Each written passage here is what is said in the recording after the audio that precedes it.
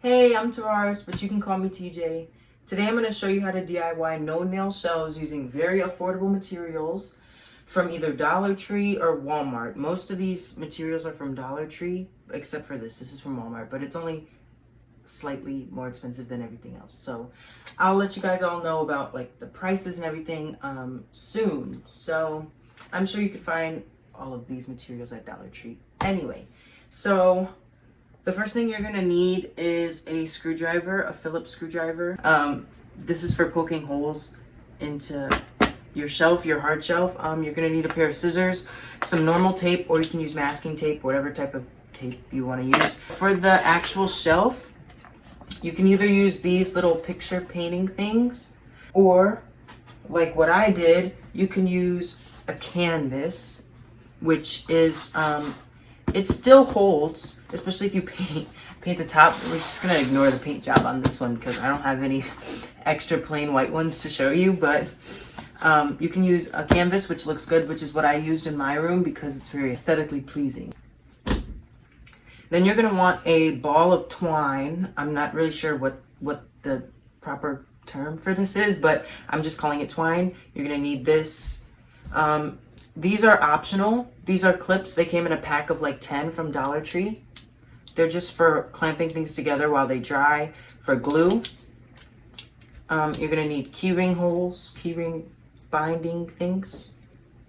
You're gonna need a sanding block. This is also from Dollar Tree.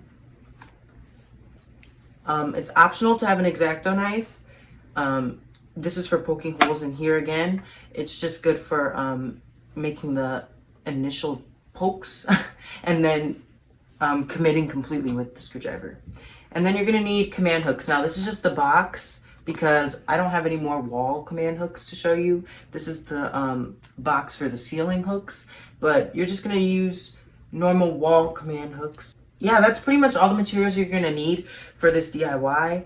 I'd say that it'd be $10 max to make a couple shelves.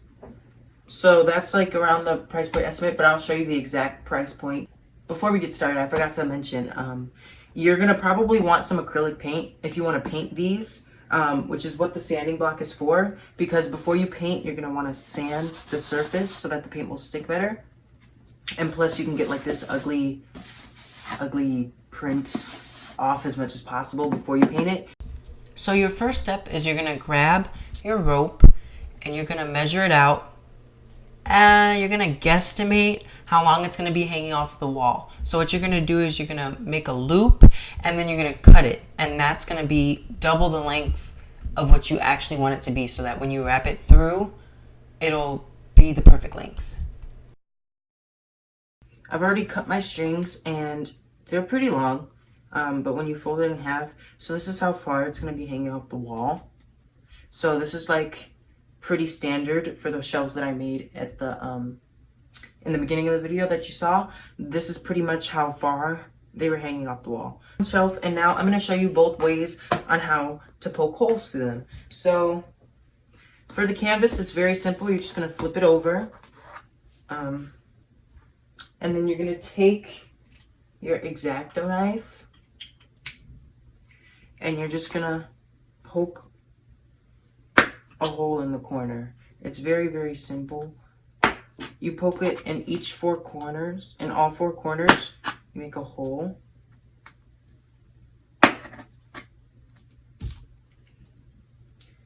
And that's pretty much it. I used scissors the first time because I didn't have an X-Acto knife at the time, but an X-Acto knife is much more efficient, so it's probably better to use an X-Acto knife. But if you have scissors, you can also just stick the scissors in like this and twist and push, and then it'll make a hole very similar to the X-Acto knife. For this one, it's going to be a lot more difficult to put a hole in. So what you're going to want to do is take your X-Acto knife as well as a screwdriver, and you're going to really want to go in. So what you're going to want to do is you're going to flip your picture over. Take your X-Acto knife and make a small hole where you want to put the hole, so that it's just marking where where it's gonna be at. And since the back is actually made out of a weird cardboard material, you can actually see where you left the hole at because there's gonna be residue floating on top. So what you're gonna do is you're gonna take your screwdriver, stick it in the hole, and push really, really hard while also twisting. Once you get it through, you're gonna make sure it's all the way completely through, and then pull it out. And then when you flip it over, it's gonna be very ugly. It's gonna be very ugly, so you're gonna take your sanding block and you're gonna place it on a side. You're gonna place it on a side, not on a face. You're gonna put it on its side. I'm gonna find one that's very gritty. And then you're gonna line it up so that the sanding side isn't touching any of the surface. It's only touching this hole that's actually sticking up. And then you're gonna go sideways and you're just gonna sand it off.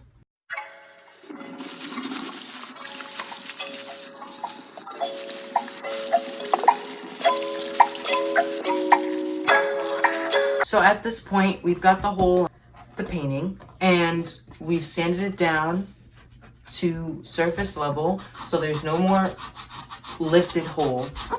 And now, from there, you're just gonna make the rest of your holes, and then you're gonna sand the surface.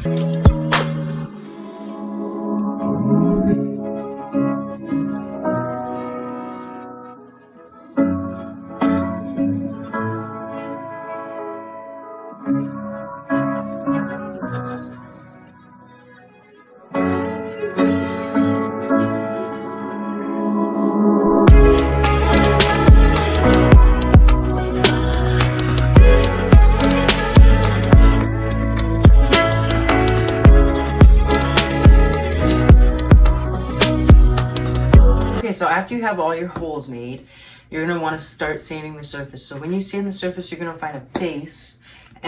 You don't want to use like a face that's not gritty enough. Like this is pretty smooth, but this is a lot harder. As you can tell by looking at it, you can see that this one is a lot grittier. So you're going to use the grittier side and you're going to move in circular motions.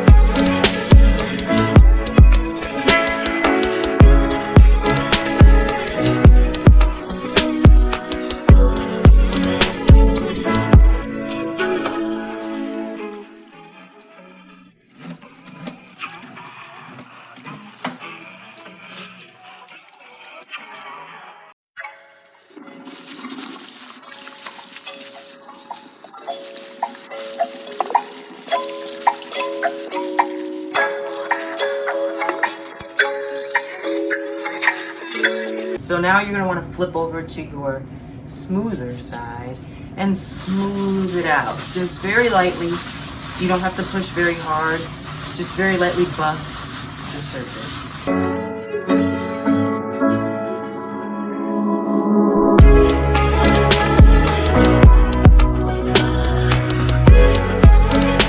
So now that everything is buffed, now you can paint. Well, you should probably dust it off first before you paint, but I mean, I didn't. So you can just paint now.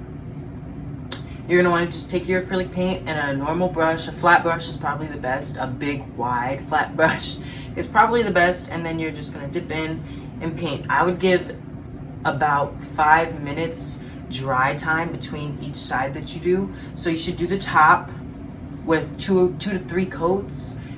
Wait 5 minutes in between each coat, and then you can do the sides. Make sure you do one side at a time because you don't want to mess it up like I did.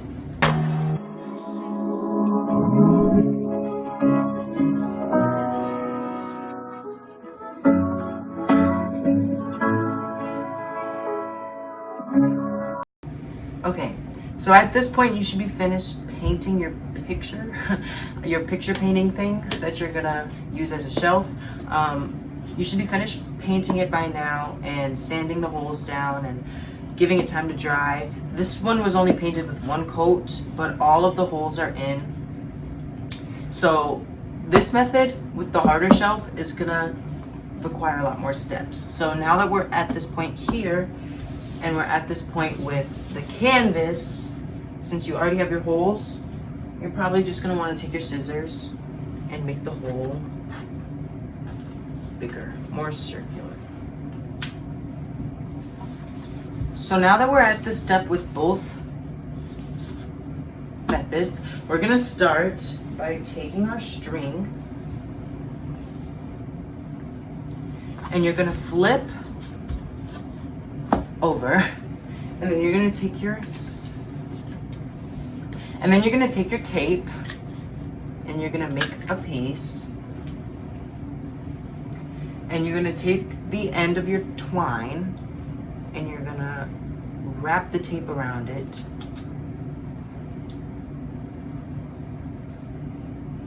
Like so.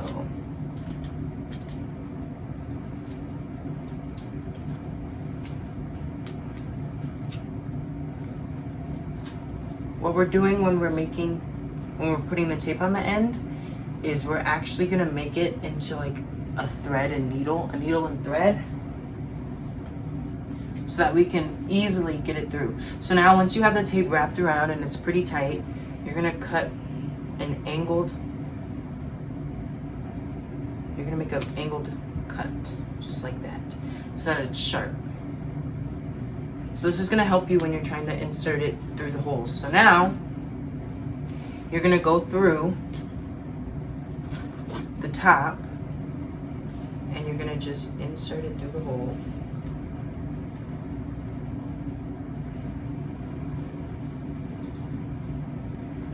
And pull it through the back. And then you're gonna go through the back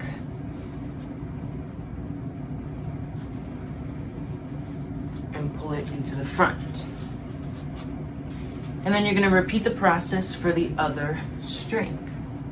Now that you have all 4 strings coming out of your painting, you're gonna thread both of the strings through one side and into the key ring. And this is where you're gonna actually determine how far you want it to hang off of the wall. So you're just gonna go through, eyeball it, which is pretty much what I do. And then once you do that, you're gonna tie